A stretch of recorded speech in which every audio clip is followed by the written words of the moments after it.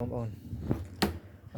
មកគាត់យកធុង3ទឹកនេះសង់នេះគាត់យកមកជួសជុលហ្នឹងមិនខូចទេណា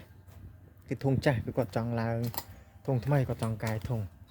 តែគាត់ចង់មានន័យថាគាត់ចង់នេះពេលនេះនេះគាត់ឆ្នៃគេប្រេះអស់ហើយបងនេះ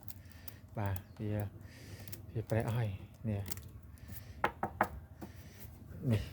ដៃហ្នឹងចេះអស់ហើយចឹងគាត់ចង់ជួសជុលថ្មីវាយថ្នាំថ្មីដូរធុងមានន័យថាគាត់ចង់លេងធុងថ្មីហើយនឹងស្នាញ់នេះគាត់បាញ់ឲ្យបាញ់ថ្នាំ